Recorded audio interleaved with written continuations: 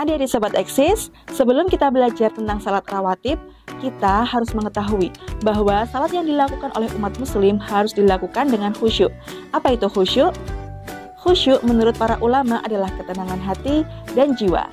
Artinya, hati tenang tanpa memikirkan sesuatu yang di luar daripada salat. Lalu ketenangan hati tersebut terpancar pada anggota badan yang melahirkan sikap yang tenang pula. Saat kita merasa salat yang dilakukan itu kurang sempurna atau kurang khusyuk, maka dilengkapilah kekurangan dalam salat fardu itu dengan salat rawatib. Jadi sebelum kita belajar salat rawatib lebih dalam, kita ketahui dulu bahwa salat itu dibagi menjadi dua, yaitu salat fardu dan salat sunnah. Salat fardu adalah salat yang dilakukan dalam 5 kali sehari dan hukumnya wajib, sedangkan salat sunnah adalah salat yang apabila dikerjakan mendapat pahala dan apabila tidak dikerjakan tidak mendapat dosa. Nah, salah satu contoh dari salat sunnah yaitu salat rawatib.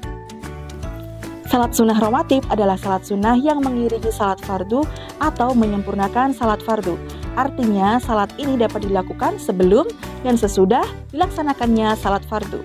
Salat sunnah ini dilakukan secara sendirian atau munfarid dan tidak sah apabila dilakukan dengan berjamaah. Hukum melaksanakan salat sunnah rawatib ini adalah sunnah. Artinya, jika dikerjakan maka akan mendapat pahala dan jika tidak dikerjakan maka tidak berdosa. Namun perlu diketahui bahwa salat sunnah rawatib adalah amalan sunnah yang sangat dianjurkan untuk dikerjakan. Artinya disebut sebagai sunnah muakkad. Ada 2 ketentuan waktu dalam pelaksanaan salat sunnah rawatib, yakni qobliyah dan ba'diyah. Salat sunnah qobliyah adalah salat sunnah yang dilakukan sebelum melaksanakan salat fardu. Sedangkan salat sunnah ba'diyah adalah salat sunnah yang dikerjakan setelah melaksanakan salat fardu. Salat sunnah rawatib terbagi menjadi 2 macam, yakni salat sunnah muakkad dan salat sunnah ghairu muakkad. Salat sunnah muakkad adalah sunnah yang sangat dianjurkan karena sering dilakukan oleh Nabi Muhammad SAW. Dan salat sunnah ghairu muakkad adalah salat yang tidak terlalu dianjurkan karena tidak menjadi kebiasaan Nabi. Nah, berikut ini adalah tabel salat sunnah muakkad dan salat sunnah ghairu muakkad. Tabel salat sunnah muakkad. Yang pertama, pada saat salat subuh, rakaat salat sunnah yang dilakukan yaitu 2, waktunya sebelum salat subuh. Pada saat salat zuhur, salat sunnah yang dilakukan rakaatnya 2 dan dilakukan sebelum dan sesudah zuhur. Lalu pada saat salat maghrib, rakaat salat sunnah yang dilakukan yaitu 2, waktunya sesudah salat maghrib. Dan yang terakhir yaitu salat isya, rakaat yang dilakukan pada saat salat sunnah yaitu 2, waktunya sesudah salat isya. Lalu tabel salat sunnah ghairu muakkad. Pada saat salat zuhur, rakaat salat sunnah yang dilakukan yaitu 4, waktunya sebelum dan sesudah salat zuhur.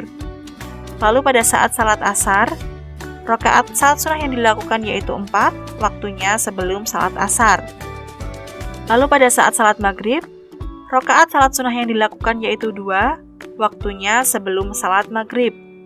Dan yang terakhir yaitu pada saat salat isya, rakaat salat sunnah yang dilakukan yaitu 2 dan dilakukan sebelum isya.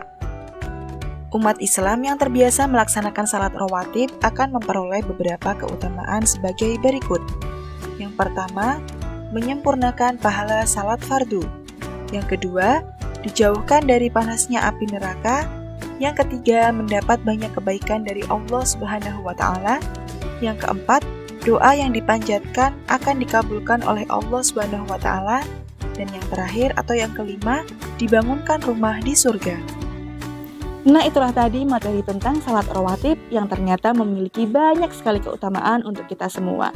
Yuk mulai sekarang kita terapkan salat rawatib yang dapat dilaksanakan sebelum dan sesudah salat fardu agar menambah pahala untuk kita semuanya.